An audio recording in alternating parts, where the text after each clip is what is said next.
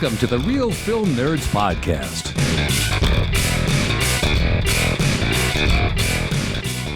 Well, hello, everyone, and welcome to another exciting episode of the Real Film Nerds Podcast.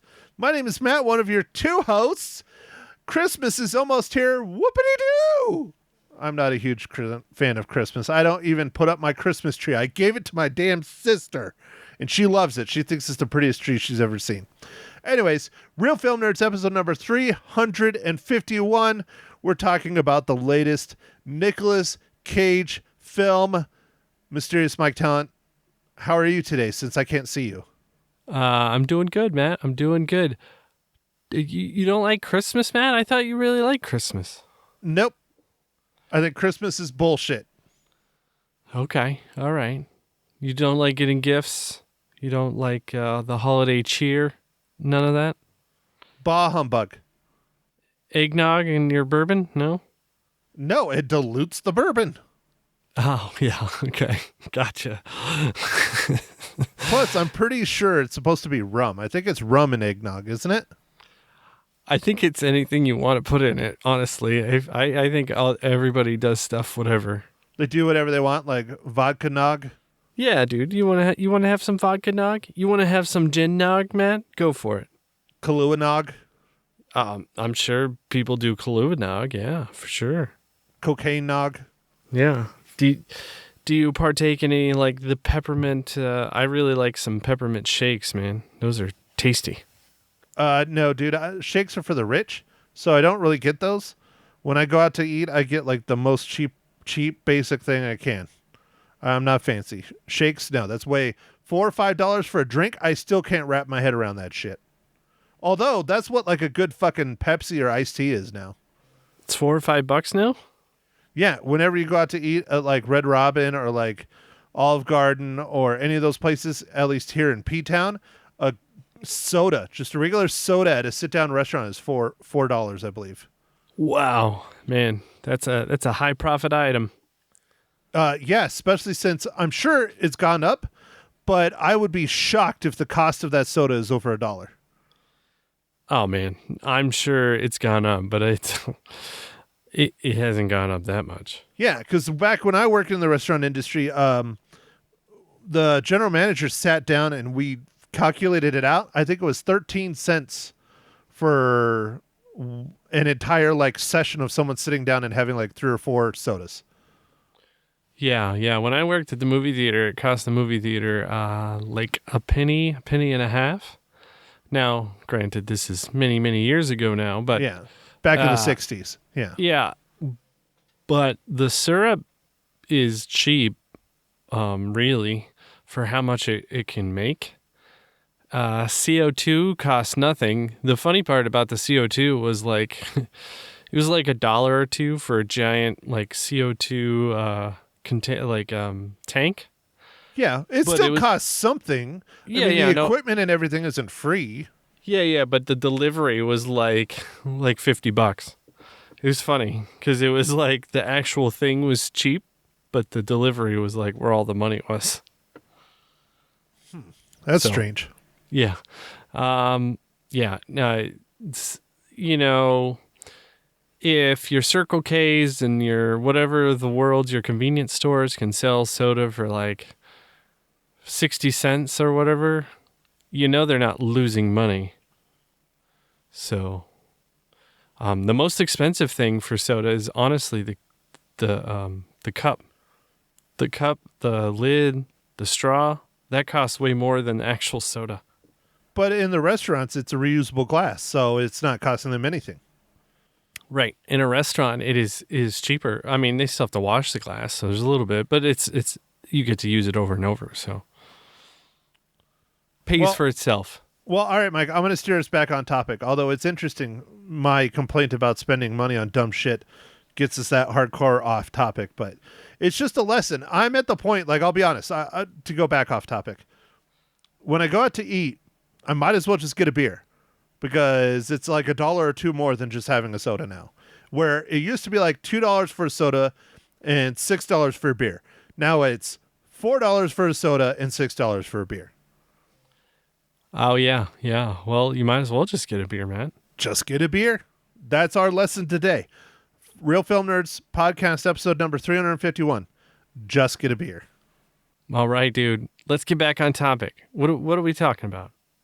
Okay, so I was alluding to it earlier when I was introducing you, Mike, and you were still tucking your balls away. This week we're chatting about Nicolas Cage's latest film. He says it's the best movie he's ever done, or at least the best performance he's ever done, Dream Scenario. Mike, why don't you give us the rundown for this incredible A24 film? All right, Matt. So, Dream Scenario was written, directed, and edited by Christophe Bourgelli. It is starring Nick Cage, Julianne Nicholson, Lily Bird, and Jessica Clement. And this movie is about a hapless family man finds his life turned upside down when millions of strangers suddenly start seeing him in their dreams. When his nighttime appearances take a nightmarish turn, Paul is forced to navigate his newfound stardom. Well, Mike, I can't keep you in check since I can't see you because you're not wearing pants, so you had to turn off your camera. But Mike, let's just go ahead. I will have you start. What is your first impressions or your first desires or likes or dislikes of this movie? I didn't really know what I was getting into, Matt, with this one. I hadn't really seen a trailer. All I knew was from what you had said that Nick Cage had claimed it was his best movie. And, it gets you thinking, Matt. I don't know about... I liked it, but it gets you thinking. It's a interesting kind of look at society in some ways. So, all right, Mike, I did watch the trailer. I did see the trailer for this in the theaters, too. And I enjoyed this film, but not in the way that I anticipated enjoying this film. I really thought this was going to be a heck of a lot more of a comedy. But I do have to say the performance by Nicolas Cage is incredible. He is at the top of his game in this film. He is just absolutely amazing. All the different roles he plays, all the different scenarios, all the different dreams. He did such a phenomenal job on this. I really hope he gets nominated. We all know he won't. It's Nicolas Cage, but I would love for him to get nominated for some awards for this one. Yeah, no, he did have an amazing performance. He nailed the character. So, Mike, this is a difficult one to discuss without spoiling it too much. I will do my best, but my biggest letdown is basically I thought this was going to be a lot funnier. I thought there was going to be more dream sequences. I thought there was going to be more zaniness, more kind of chaos and craziness. I expected a little bit of a life lesson out of it and some social commentary, but not at the level we got. I mean, this is social commentary shoved down your throat almost from beginning to end. Yeah, it definitely is very social commentary.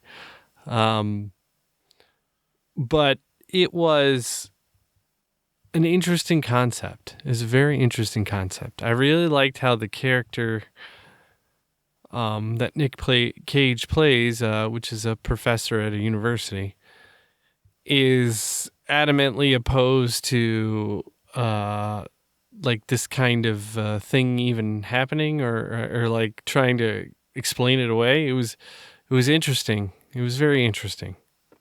Yeah, he's just a nobody, and he is fine with that. He is fine with being just an average guy. He actually prides himself on being forgettable. And then it's like the flick of a switch. He's this giant celebrity within a day or two, and it's fucking chaos, basically. Yeah, it definitely poses the question: if all of a sudden you were famous, something went viral, how would you handle that? And it is definitely an interesting look at that. And sometimes I think we forget as a society how all of a sudden becoming famous can be really such a huge burden when you weren't really ready for it or weren't really expecting it.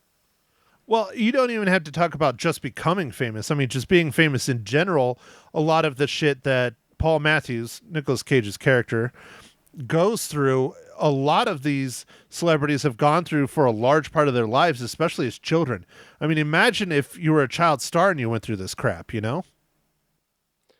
Oh, yeah, dude. It'd be rough. It'd be rough for sure. Well, and today, social media has only made it 100 times worse, not just on the general public, but especially on celebrities. Now they can get on there and there's 100,000 people that tell them how terrible they are, and 5,000 say they're great. Because, you know, people tend to put stuff out when it's negative. They don't tend to put stuff out when it's positive. Yeah, it's true. I don't know why we do that. I don't know. Maybe we just love to complain. I mean, I know I do. Yeah, like Matt, when you watch a really good movie, do you go out and tell 10 of your closest friends?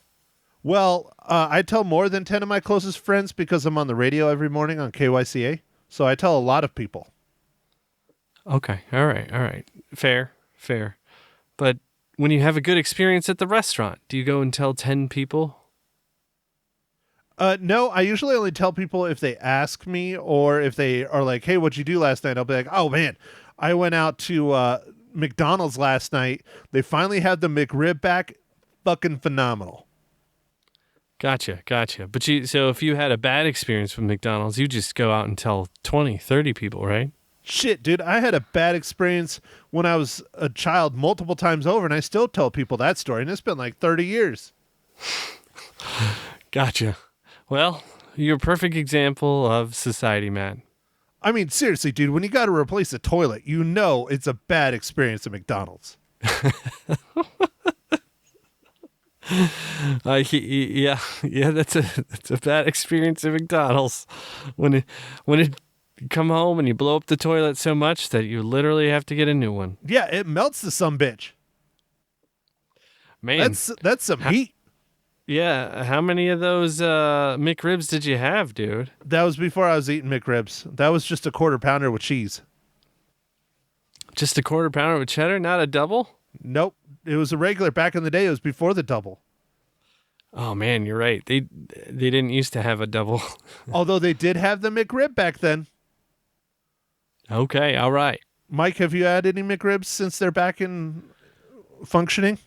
No, Matt, I haven't taken the weird formed meat in my mouth yet, but I'll get it.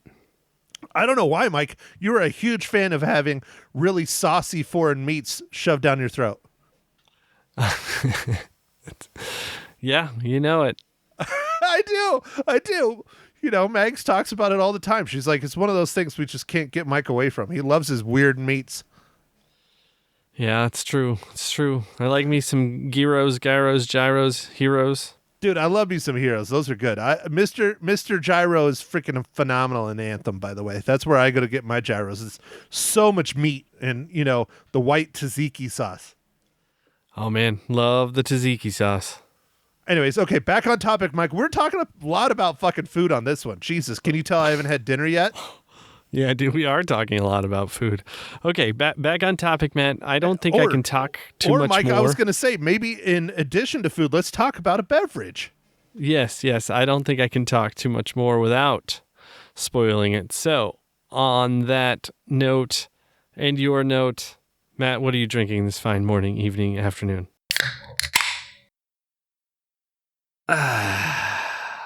Well, Mike, thank you for asking, kind sir. I am drinking a delightful beer from the Lone Star State. I have several of them, literally a case at least.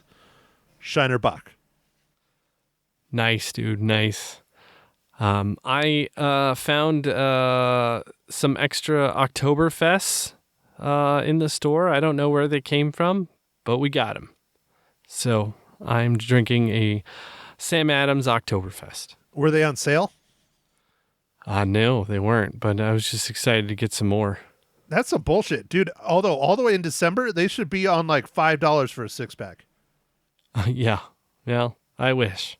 Well, I remember that's how I got turned on to Sam Adams Oktoberfest. I mean, I was totally legal my freshman year in college at the age of 21.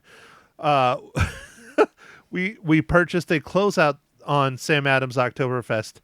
I don't even remember how many cases. I just remember there was a lot of them. And I know you saw it too. The sides of the beer case stapled to the dorm room wall. Yes, I do remember your dorm. It was an interesting area. Yeah, dude, we had one whole wall. I think it was just Sam Adams Oktoberfest. Yeah, I think you did. And it was not both sides of the box. Where the rule was, it was only one side of the box. Yeah, no, you guys polished some Sierra Nevadas and many others. Yeah. My roommate Lincoln was obsessed with Sierra Nevada Pale Ale and Bigfoot. He loved Bigfoot when it was around. Oh yeah. I could tell. I mean, barley wine, man. Woo. So, anyways, all right, Mike, I will get us back on topic, even though that is still kind of on topic. Mike, let's see if you found an interesting one this week. What is this week's dreamy dad joke? I got dad jokes. I don't think they understand though. Gotta think I'm funny. Other people never laugh though. Dad jokes. All right, dude. This one's kind of funny. Mags would like this one. My new girlfriend works at the zoo. That's it? I think she's a keeper. Okay, there we go. I was going to say there was a long pause there. That's more of a statement than a joke, but I understand. It is a joke. And so can you change that to your new wife? Yeah. I guess I could do that. But yeah, anyway, that's fun. Okay, I thought that was a fun joke. It's very topical for your most recent anniversary last month. Yes, it is. And remind me what you did for your anniversary again? You went somewhere crazy and fun? No, we were sick. You poor bastard. Dude, you know you still got to take her to a Sandals resort after we spent our time together. That was so funny, dude, when you guys were here for Thanksgiving. And she was saying, oh, no. He only takes you to those couples resorts. That shit was hilarious. Yeah. No, I still owe her a Sandals resort trip somewhere. Although, Mike, I have to say, I did keep it consistent, though. I know you prefer to be Little Spoon. I know she does, lets you be Little Spoon, so I kept it consistent when we were at Sandals. Yeah, that's true. Yeah, dude, you need to get her on that trip. You're going to have to probably bribe all your family members to rotate watching the children while you're gone for 2 weeks. But, dude, that's an experience both of you should have together. It would be a lot of fun. Yeah. No, it's getting someone to watch the kids for a while is the tricky part. Yeah. Just find a homeless man or something. He could be warm for a couple weeks. Dude, he'd love it. Gotcha. All right. Well, I don't know if the kids would like it as much. Maybe he's cool. Maybe he's a little nutty and he's off his meds. Maybe he thinks he's a pirate. I mean, they would love that. My daughter does like pirates right now, but I don't know if she really likes real pirates. And then if he rolls up in a Tonka truck, like a backhoe or something, your son will love him. So the pirate heavy machinery operator. Perfect babysitter right there. Yes. I will put an ad in the paper looking for a homeless pilot or pirate heavy machine operator babysitter. I don't know if you're going to find him in the internet. The internet, the newspaper isn't doing so well. So you might want to go with the internet. That's what I was trying to say. That joke failed. Boom. Well, I just don't know if I'll be able to reach him if he's homeless on the internet. So I figured if I went through some sort of print media. Dude, you clearly don't know enough homeless people. All homeless people have cell phones. Oh, okay. No, I didn't know. Dude, it's seriously a thing. It's fucking weird. It's really weird. They all have cell phones. So they pay for that? Yeah, I don't know where the fuck they mail the bills. Oh, maybe they have direct deposit? Like, why don't they just have Zelle or something? Why don't they just put their Zelle number out? That would work. I see people do that shit all the time on their cars. Just married. Give us at Venmo name and whatever. I see that all the time. So why not just get like a tattoo of that shit? People are asking for money that just got married? What if they didn't just get married? Married or prom or whatever. It's fucking weird. They put it on the back of their cars and shoe polish. Dude, that seems weird. You've never seen that? No, dude. How I've the never fuck seen do that. I live in a little ass town and I've seen that, and you live in a much larger town? Oh, well, I don't know. Maybe I don't get out enough. I'll start. That's it. I'm gonna start driving. I'm gonna drive around until I find one. No, that's I'm gonna probably true. donate them money. Dude, I think that is a problem. I think you don't get out of the house enough. So it really doesn't matter where you live, Mike, if you don't leave your house. Okay. All right. That's true. Okay, all right. I will stop fucking around. Mike, how does Dream Scenario relate to the Marvel Cinematic Universe?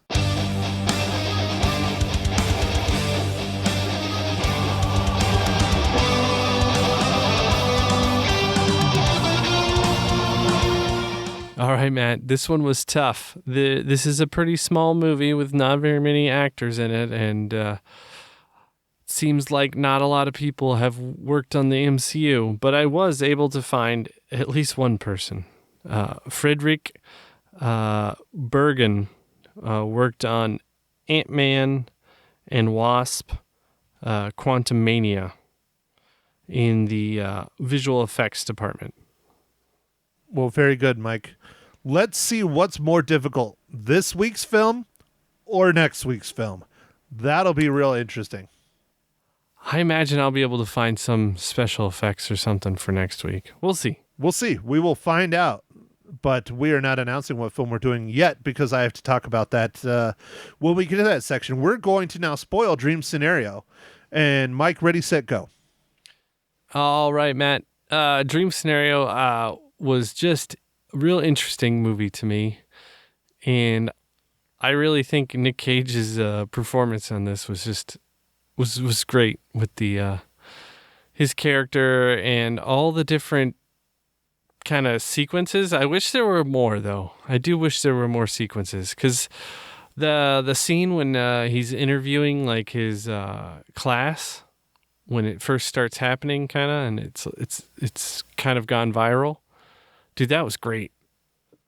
I wanted more of that. I'm with you on that. I want more of the chaos and the dreams, and there wasn't enough of that. And that's where I really think the comedy should have come in, because there was so much potential for this to be just fucking hilarious and then turn into a massive horror / nightmare.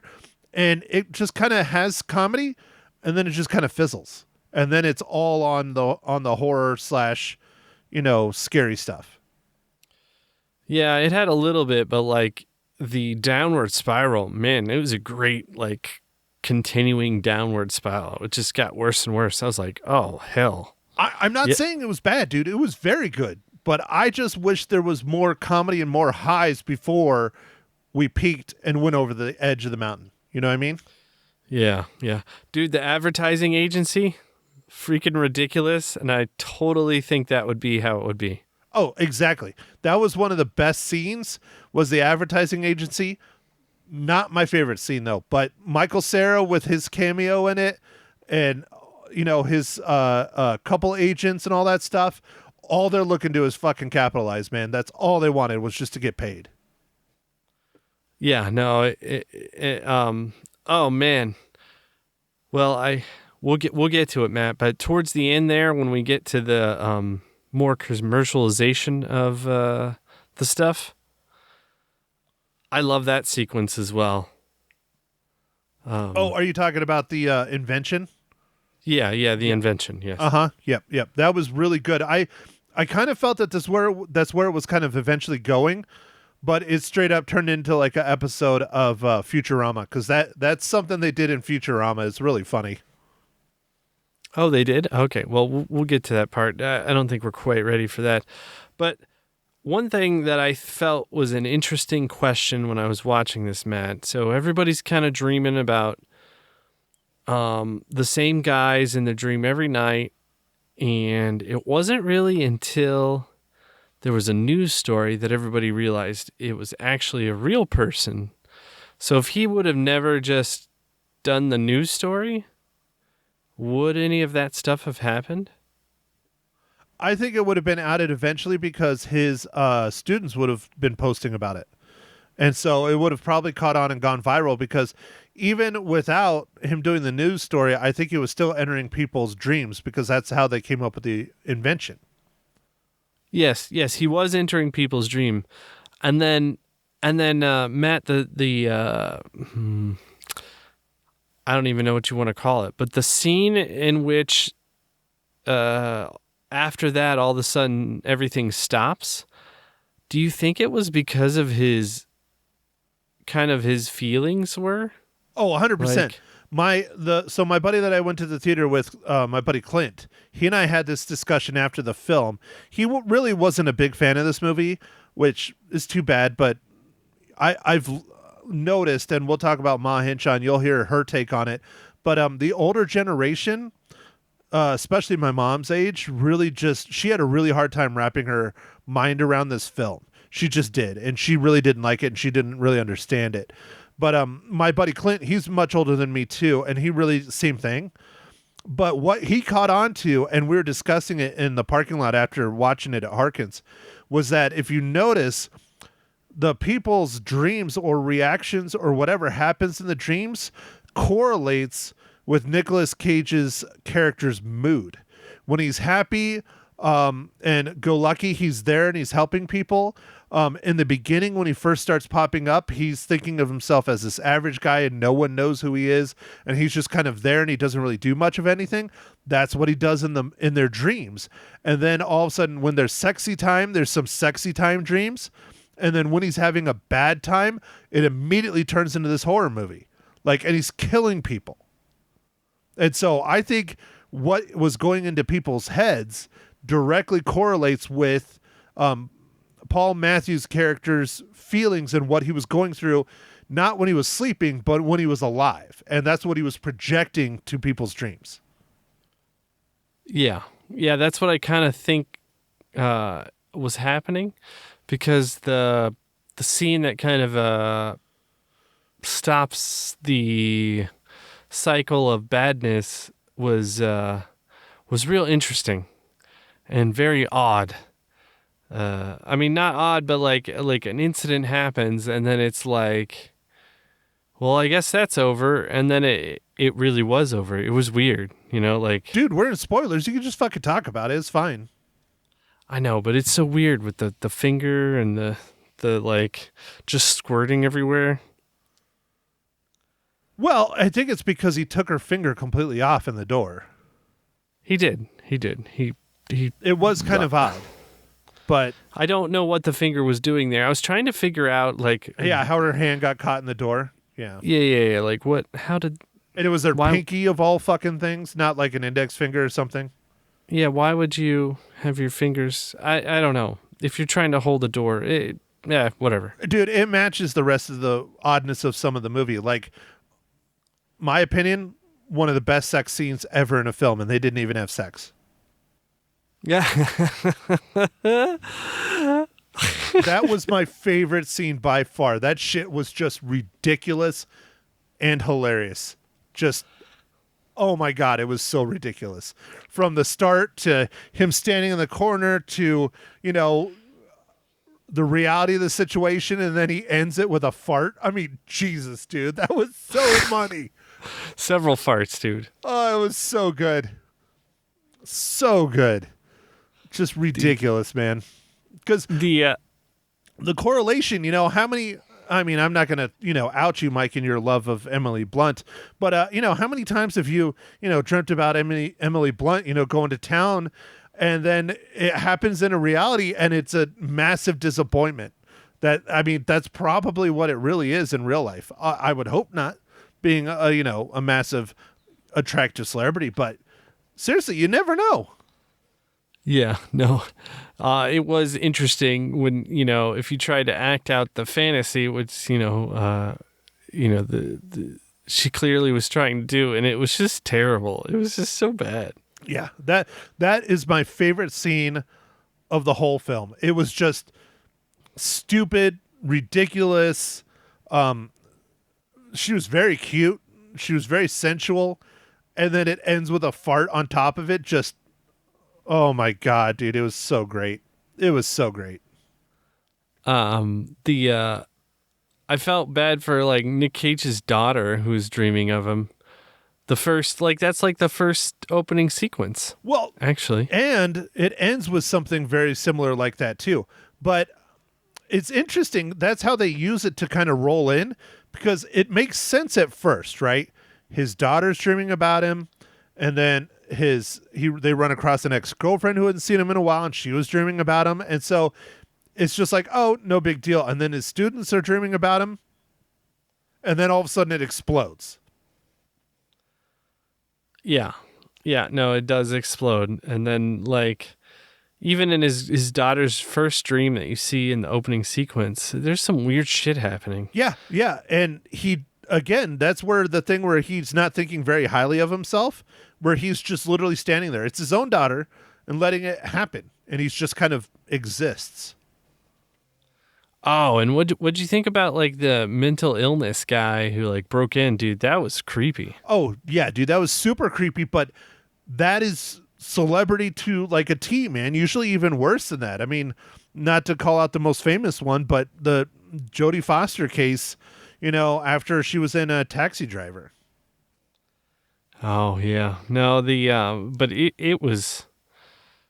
you felt like violated after it was just creepy, man.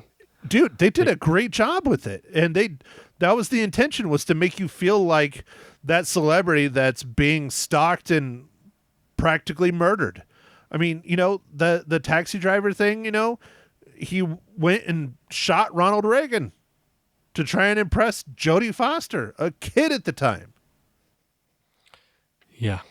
Fucking crazy, man. When mental illness goes unchecked, it's fucking nightmarish. And I don't want to go down that rabbit hole, but our country's in trouble when it comes to mental illness. It's only gotten worse. Yeah. Yeah.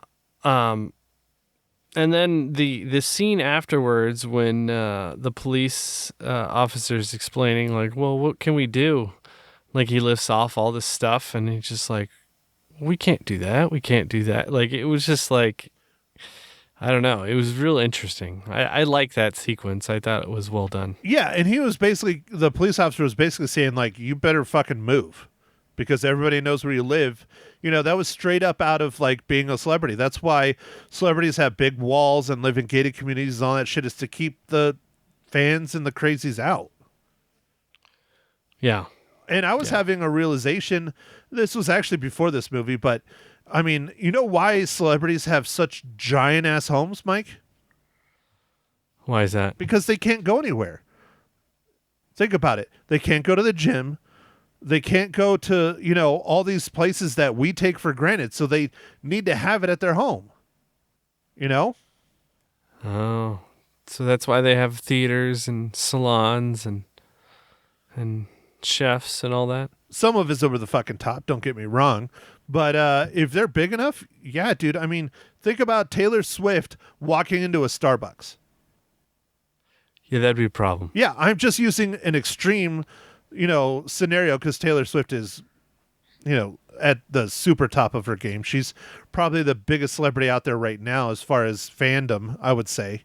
Like, she's on the level of the Beatles, kind of thing. And think about it. If she just wanted to go have a nice sit-down dinner somewhere, like, they would have to really strategically plan it out, clear out half the restaurant, all that shit. Where you and I, we could just walk into a Starbucks, we could walk into Circle K, we can go to Red Robin. It's not a big deal.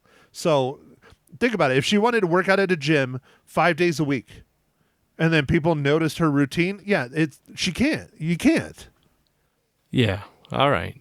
I'm not trying That's to justify their excess. I think it's fucking ridiculous, but I understand why they do some of the things they do. Gotcha. Yeah. No, this just brings into light, like, fame and social influence and, like, this guy who's actually done nothing to anybody, but they're all terrified of him because of their dreams. Like, it just ruins his life. Like, that is nuts, dude. But it makes sense. It's just weird. Well, what do you think of this, Mike? A lot of people think the analogy, we know what the main analogy is. Celebrityism, becoming popular, be it through social media or whatever. It's just becoming super famous overnight kind of thing. But do you feel that his descent and his slide into being literally offending people to the point where they can't even look at him, do you think that's a statement on cancel culture? Because that's what a lot of reviewers, specifically conservative reviewers, are mentioning. Do you feel it's a commentary on cancel culture or not? I don't know. I suppose it could be a little bit, but I feel like it was just, it shows how, I don't know, fickle the mob can be and how they can really ruin, like, I mean, he couldn't even eat at that restaurant. They're like, please leave, and he gets in that fight, and like, I mean, I almost wonder the scene where he's getting picked up outside the hospital. I'm like, how did he even get treatment? Right. Well, and this is where I kind of see it. It's a combination of a bunch of different things. Like, I feel that the scenes in the restaurant was almost at the level of like racism, like specifically racism in like the 50s and 60s, you know, where African Americans couldn't go to certain restaurants and hotels and places to eat because, you know, they're like, we don't want you here. We don't like the look of you, you know, that kind of shit. Spits in his food, all that shit. But then I feel some of it later on turns into the cancel culture when the mob mentality starts coming out. Instead of it just being the individuals attacking him, it's now his entire class of students attacking him. And that's that mob mentality, which borders on the cancel culture for me. I don't know if it's so much a statement on it, but I can see where the other reviewers are kind of seeing that, where, you know, he's just being himself and this entire class is trying to get him kicked out of campus and lose his job just for being himself. Yeah. And that was like right after they were trying to do, was it like group therapy? And then they all like gang up on him, and then like someone tags his car. Yeah. Like that was ridiculous. Well, that's what I'm saying. I don't want to say it is cancel culture, but it feels like it, especially as the mob mentality, because you know the old saying, Mike, a person is smart, but people are dumb. And it's true. For some reason, when a collective of people gets together, they do dumb, bad shit, and they don't use their minds anymore. And that's clearly what they were saying in the film. Yeah, definitely. I don't know. I did like this movie. It really gets you thinking. It's different. It's a different. And then as it progresses, Matt, then there's the invention. The what did they call it? I feel like it had a dumb name. Wasn't it like oral or something? Something ring? I don't remember what it was. I don't Aura know. or I don't know. I don't remember. I mean, dude, I saw this shit on Thursday. It's been a few days.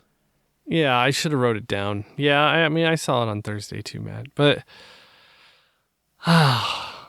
it was that sequence of having like the people that go advertise in dreams. I was like, oh my gosh, this is crazy, and they'd absolutely do it if they could. Yeah, that's straight up an episode out of Futurama. I don't think it was a full episode, but there's mentions of it where Fry, the main character in Futurama, is recently in the future, and he wakes up wanting to buy this certain pair of underwear and wanting to buy this soda and all this other shit, and he's like, I don't understand why. And all the other characters who grew up in the year 3000 explained, oh yeah, that's just subliminal messaging in your dreams. They're trying to get you to do that stuff. That's straight up where they got it from in this movie. Dude, I thought it was nuts. And yeah, it changes so much. And then he ends up getting a divorce and all that stuff. It was pretty sad. Oh yeah, no, it's very sad when it hits that peak and then starts falling down the other side of the mountain. I mean, shit, dude, it's not even like a slow descent. It's like over a cliff. It just is absolute fucking chaos, and it is very sad and very depressing. And that's where the horror elements and the terrifying elements come out. But I think it works. I think it works really well. Really, really well. I don't like the ending. I think ending on a dream sequence of him basically trying to implant his dreams into his wife's head to get back with her. I don't think that was a great way to end it, but they started with a dream. They ended it with a dream. I understand what they were going for. I liked at his book tour, he thought he had written a book about something, and it turns out like the marketing people changed it, and then it was just more about like your nightmares or whatever. Yeah. Dude, that was messed up. Yep. Well, and they changed it in translation and all kinds of shit, and it was basically what it was like being, the nightmare of people's dreams, basically. Yeah, it was like, how does it feel to be Freddy Krueger? And like then they took pictures of him with the hands, dude. Yep. Oh, it was so like, what did you do? They're like, well, you want money, don't you? Yeah. And again, the marketing people take over, but then he was able to, buy his own house and, do all that kind of shit. Yeah. No, it was so real in some ways, and I don't know. It was just it was a good thinking movie, and I'm glad it wasn't too long, Matt. Was it like an hour and 40 minutes or something? Hour and 42. Yep. Yeah.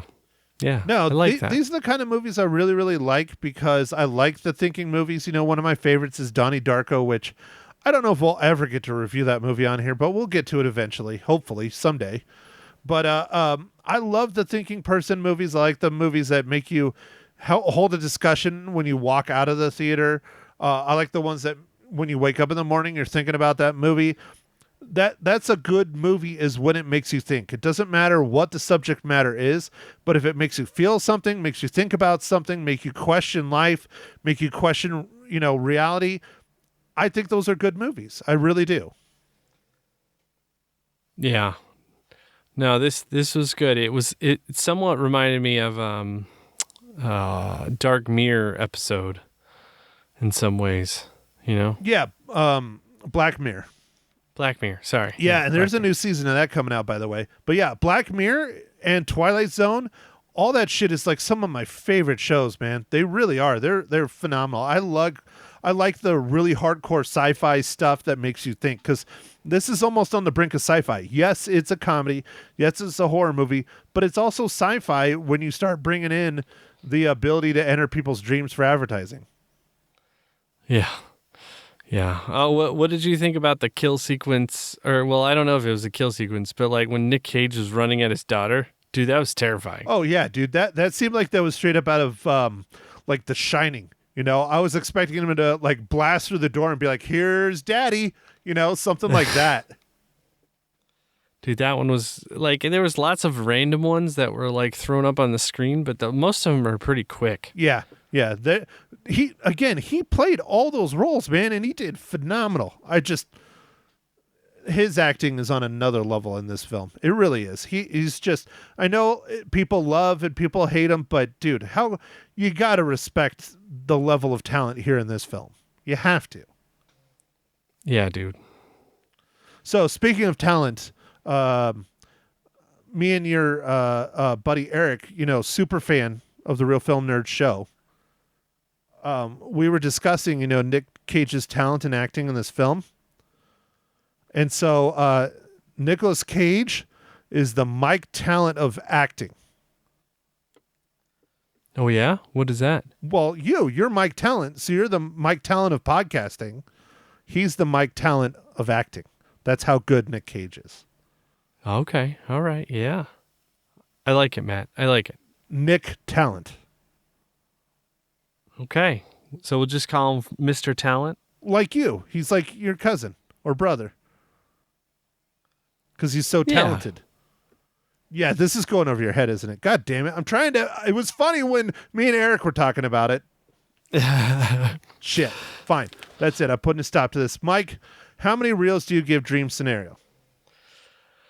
I give this one 4 reels out of 5. I really enjoyed it. It was quite good. I wish there was a little bit more with some of the sequences of dreams. Wow, dude, we are a little divided on this. I enjoyed this movie quite a bit, but I am nowhere in the 4 territory. I like I said, I wanted more comedy. I really was hoping it was going to be funnier, but it was not. So I guess maybe I just had that preconceived notion after watching the trailer, and you didn't. But Mike, I give this one 3 out of 5 reels. Oh wow. Oh, okay. All right.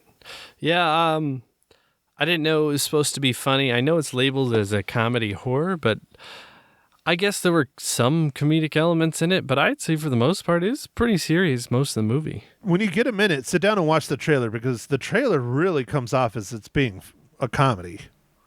Okay. All right. I'll watch it. So it was cut up differently. Yeah, clearly.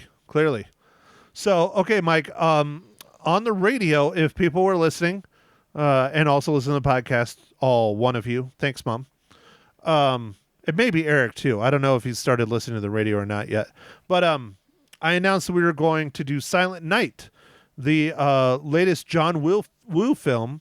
The last time he did an American film was 2003. So I was really looking forward to what happened during that 20-year gap. But I guess I will have to go see it on my own because I had to change the film. Ma Hinshaw is not getting Silent Night down in our hometown theater.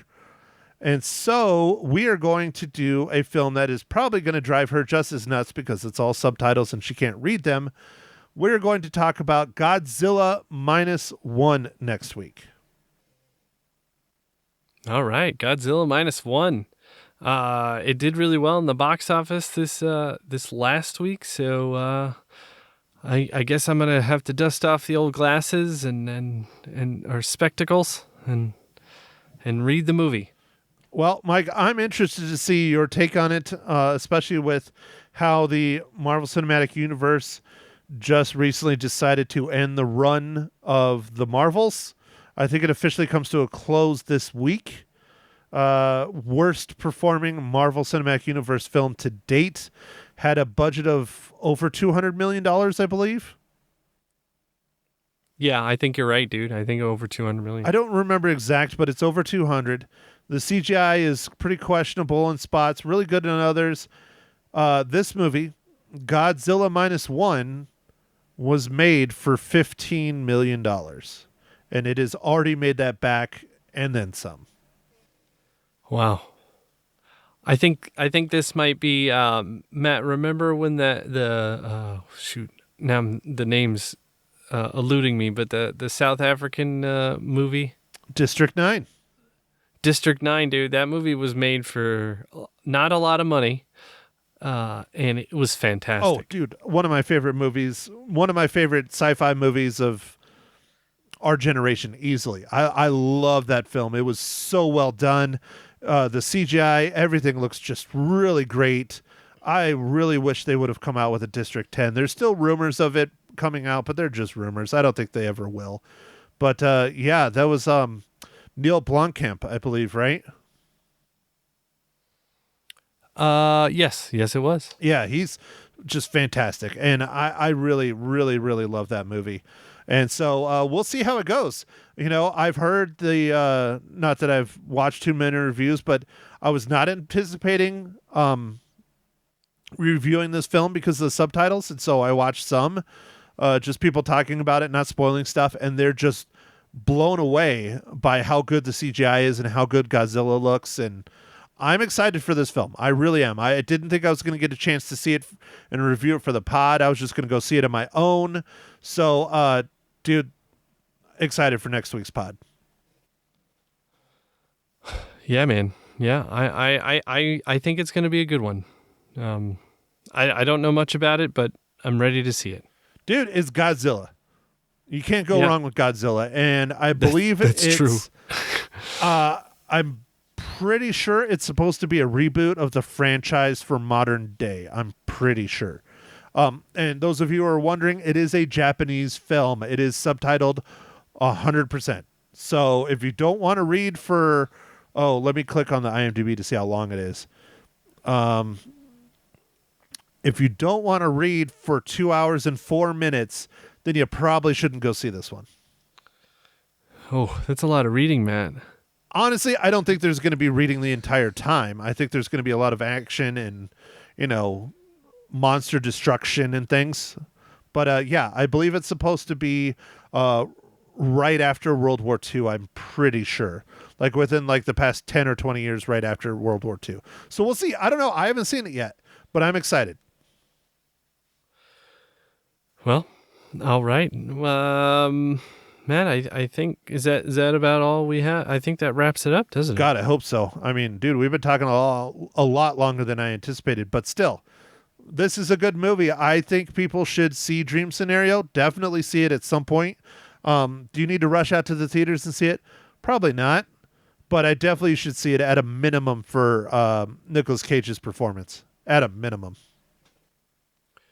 Yeah, definitely. I think it'll be streaming pretty soon. My preview, there was only one other person, so I don't think this is going to be in the theater for too long. I believe Prime was getting a lot of A24 movies, so it'll probably be on Prime pretty soon. Nailed my question. I was going to say, I know Prime had the exclusive rights to A24, at least for the few months, because they signed a big deal. I was wondering if that deal was still in place, because if it is, you'll be able to check it out on Prime. Yeah, I think it was for a little while. I don't know if it expires at the end of this year or not. But anyway, whatever streaming service, one will be getting this, I think, fairly soon. I would say in the next few weeks. Oh, yeah. Probably right before Christmas, I would think. Yeah. So if I see it, we'll try and remind the audience of where it's at. But anyway, I do think you should see it. It was really cool. It's a thinking man's movie. I liked it. Yes, sir. I agree. I liked it. Again, maybe I just had too many preconceived notions going in, but I really enjoyed it, and I definitely think it's worth a watch. It's a not miss for me just because I love my thinking man movies. Yes, I didn't give it the world's highest score, but it's still well worth a watch. Wonderful story, creative, well done, well acted. Check it out. Okay, well, with that, we'll let everybody get back to whatever you were doing. So thanks for listening, everybody. And make sure to follow us on the socials, Facebook, Instagram, X, formerly known as Twitter. And yeah, we'll catch you on the next pod. Thanks for listening. Thank you for listening to The Real Film Nerds. Now don't forget to follow us on Facebook, Twitter, and Instagram at Real Film Nerds. Now go out and catch a movie.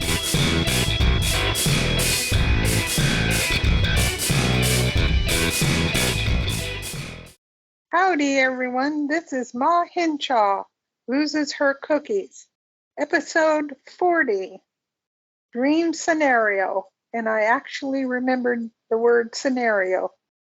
Howdy, Matt. How are you today? Howdy, Ma Henshaw. Woo! Y'all doing good? Y'all. Great. Now the Southern Texas draw is coming out, even though you've never lived in Texas. Hey, I lived there off and on Christmases.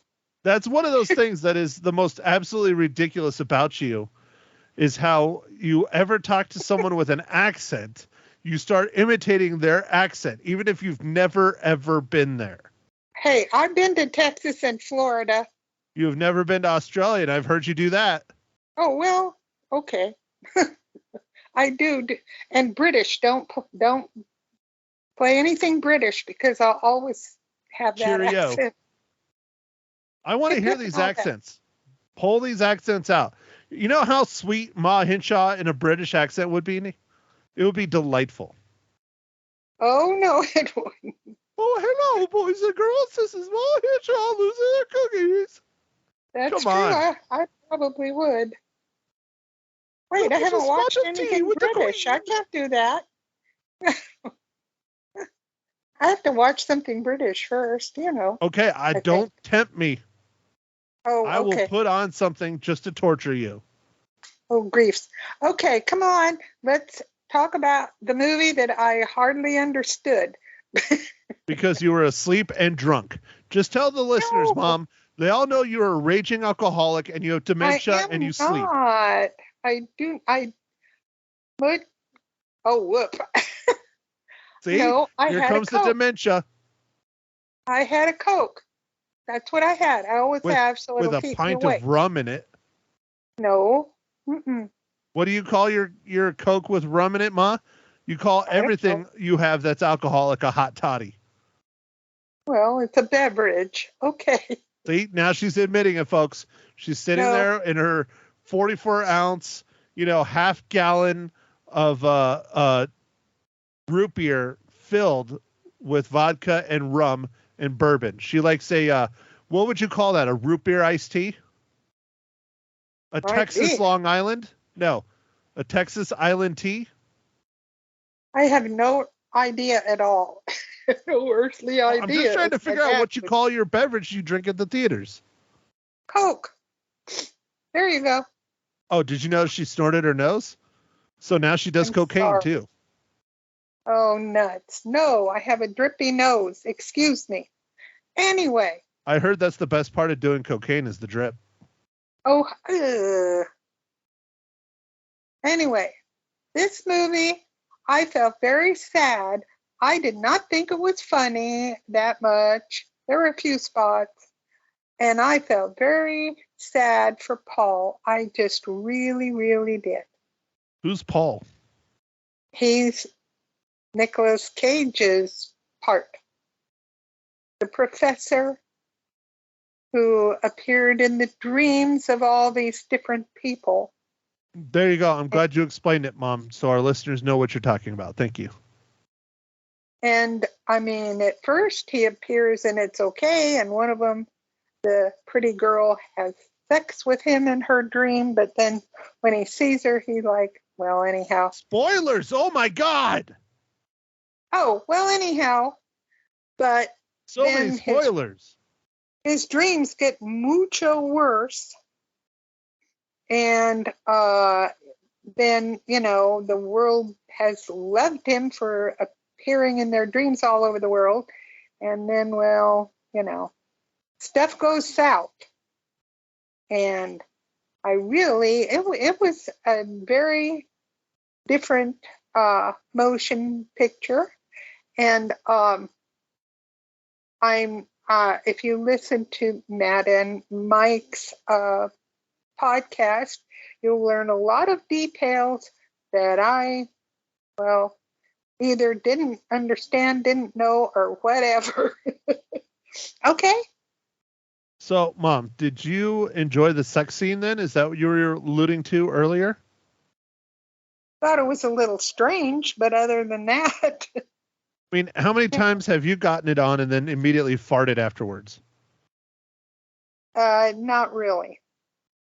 That's not a common practice? No, because I Oh. don't have much flatulation stuff. No. I beg But to anyway. differ.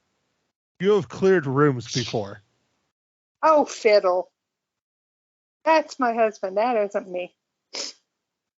So And he Dad fills farts houses. after you guys do I the don't. deed. Geez. Well, maybe. Once in a while. I don't know. So is this But movie anyway. inspired by your real life? No. And the marketing part, well, those people, gee, but he did end up making money.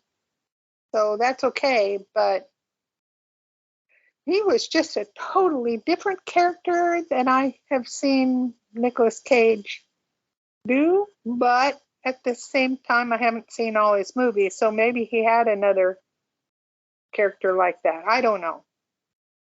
So, Did you enjoy the movie, Matt? I already talked about it. It's your podcast. You need to talk about it. Well, I know, but I asked you, and I I enjoyed thought it it. was good. It didn't, I wasn't enthralled, but I thought it was good. Well, Mom, what enthralls you then? Well, I liked Napoleon a lot. Then why didn't you say that last week? I did. You didn't say you were enthralled by it. Well, I didn't think of that word, but I would have if I had it. Well, if I didn't, but oh yeah, I really enjoyed that. That one was really awesome. I mean, this one was interesting. Let's see. I'm trying to think. Yeah, I fell asleep a couple times, I think. But it was just I don't know. I felt sad how his life ended up when it could have been like really great, but all of a sudden, things got really bad. And I will not explain it, but Mhm. All right. Is that good enough? No, Why? because you need to entertain your listeners. Oh, fiddle. I'm not supposed to tell him about the movie, all of it. You already talked about the sex scene in the fart heard round the world. Might as well spoil the whole thing. Well, no, there's a lot of more stuff that I don't need to say to spoil it, like what happened in other dreams. And then one thing that gets me is that I really didn't realize it was a dream, and they'd have this nightmarish dream, and then you go, oh, that was a dream. It was like I wasn't prepared for that. You know what I mean? Okay. Okay, Well, good. that's just my view. But I mean, I thought, could you show like maybe it was a person who first or something? But no, it just showed the horrible dream. Bam, and that was different. Anyway. So, how many movies has Nicolas Cage done in 2023, Mom? I do not know. All I know is I really loved Con Air, and I loved The Rock, and I loved the one before this one that he made that I can't think of the name of. I really liked that, but it was funny. That one was funny. But this one was just totally different. And so, Mom, Dream Scenario is the 6th movie of the year. 6? Wow, I missed a couple. You. I missed what? Well, I don't know when he made Con Air. That one's long ago, and Rock is long ago. He made 6 this year? Yes, ma'am. Wow, I didn't know that. He's been busy, busy, busy. So what is your favorite Nicolas Cage movie then?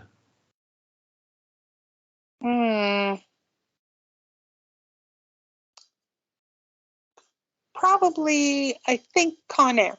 Yes. I mean, you can't beat an airplane crashing into Las Vegas. Come on. That was pretty cool. Do you know where Nicolas Cage lives? No. Las Vegas. He doesn't. He does? He really? Oh, that's fascinating. So the 6 movies that he did this year, I guess you would call that a movie, is The Old Way, Renfield. Oh, he was in The Flash, but uncredited. Sympathy for the Devil, Dream Scenario, and The Retirement Plan. Wait, The Retirement what? The Retirement Plan. Well, there was that one where it says the unbelievable something something. That was 2022. Oh, it was? Oh, okay. Well, I like that one. Great. That was 2022. I didn't see the retirement one. Came out in September. Gee whiz, I need to watch that because I like him, The Unbearable Weight of Massive Talent came out in 2022, along with Butcher's Crossing. And then in 2021, he did Pig and Willy's Wonderland and Prisoners of the Ghostland. I think I might have seen Pig. Oh, but I did like his Dracula. Renfield, whatever. Wait, no. It's Renfield, not Dracula. I know, but he was Dracula. Yes, but the movie was called Renfield. Right, it was. I goofed. Okay. Well, anyway. How many Academy Awards has Nicolas Cage won? Gosh, I don't know. Just one. Just one? What for? Which one? I'm pretty sure it was the Leaving Las Vegas, I think the one where he's the... Oh, where he's the dad. No, he's not a dad. He's the drunk. Oh, wrong one.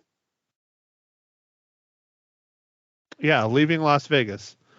Leaving Las Vegas is the one where he's a Hollywood screenwriter who lost everything because of his alcoholism, goes to Las Vegas to drink himself to death.